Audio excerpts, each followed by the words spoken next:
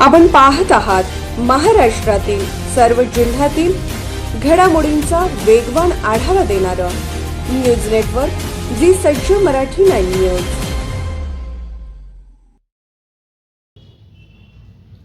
कोल्हापूर महानगरपालिकेच्या निवडणुकाची रंगत चढली असतानाच काँग्रेसनं महानगरपालिकेच्या निवडणुकीचा जाहीरनामा प्रकाशित केला। हा जाहीरनामा माध्यमांच्या वृत्तपत्राच्या माध्यमातून किंवा मीडियाच्या माध्यमातून ज्यावेळी मी वाचला, मला असं सांगायचं आहे की हा जाहीरनामा म्हणजे एक फुसकावार आहे। या जाहीरनाम्यामध्ये जे उल्लेख केलेले आहेत ते उल्लेख फक्त जनतेला भुलवण्यासाठी, मतदारांना भुलवण्यासाठी केलेत असं माझं ठाम मत आहे। मुळात केएमटी मधनं मोफत प्रवास हा कन्सेप्टच मुळात हा चुकीचा आहे। कारण केएमटी 10 ते 12 लाखाला रोज तोट्यात आहे आणि मग अशा परिस्थितीमध्ये जर केएमटी तोट्यात असेल तर केएमटी फायद्यात कशी येईल हे याच्यामध्ये कुठेही उल्लेख केलेला नाही। म्हणजे केएमटी आधी फायद्यात आणूया आणि मग मोफत प्रवास करूया अशा पद्धतीचा असायला पाहिजे, पण ते तुम्हाला कुठं दिसत नाही आहे। पारदर्शी कारभार आम्ही करणार असं आश्वासन या जाहीरनाम्यामध्ये दिसून येत आहे, पण हे सुद्धा 100% चुकीचं आहे। या कोल्हापूरमध्ये कोल्हापूर महानगरपालिकेचा एक कॉन्ट्रॅक्टर आहे श्री प्रसाद वराळे नावाचा।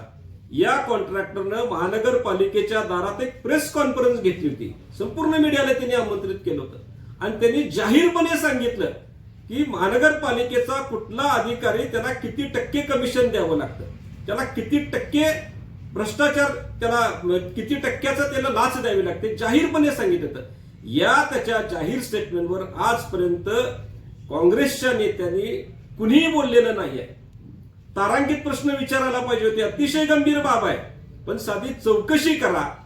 केलेल्या चौकशीचं पुढं काय झालंय, त्यामध्ये किती अधिकारी दोषी आहेत, अशा पद्धतीचा कॉन्ट्रॅक्टर जाहीरपणे बोलू शकतो म्हणजे त्याच्यामध्ये काय बेस आहे, असा कुठलाही शोधायचा प्रकार यांनी केलेला नाहीये।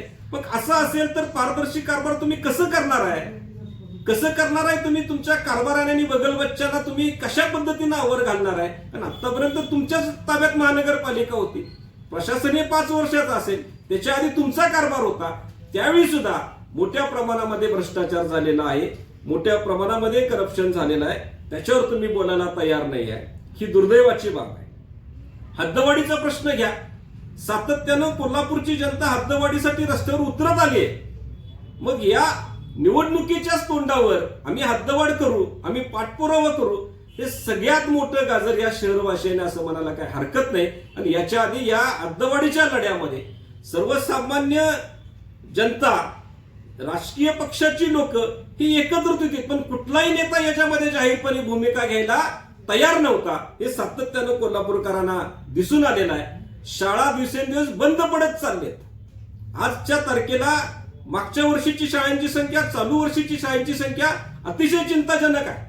आणि या सगळ्या प्रकारामध्ये बंद पडत असलेल्या शाळा तुम्ही जर डिजिटल करतो म्हणत असाल तर बंद का पडल्या याच्यावरचं पहिला उत्तर तुम्ही द्यावं।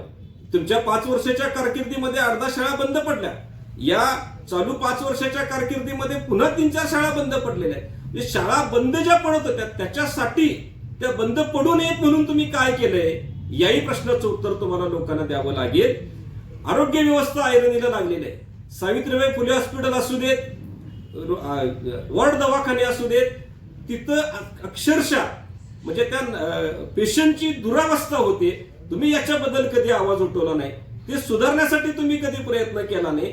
आणि मग निवडणुका आल्या, सत्तेमध्ये जायचंय म्हणून लोकांना काहीतरी सांगावं लागेल, म्हणून लोकांना काहीतरी गाजर दाखवावं लागेल, अशा पद्धतीचा जाहीरनामा जर तुम्ही करत असाल तर मला आवर्जून सांगायचं आहे, कोल्हापूरची जनता सुज्ञ आहे। तुम्ही केलेल्या या फसव्या जाहीरनाम्याला, फसव्या नाम्याला जनता बळी पडणार नाही असं माझं ठाम मत आहे। जय हिंद। जी सज्ज मराठी 9 न्यूज चॅनलला लाईक करा, शेअर करा आणि सबस्क्राईब करा।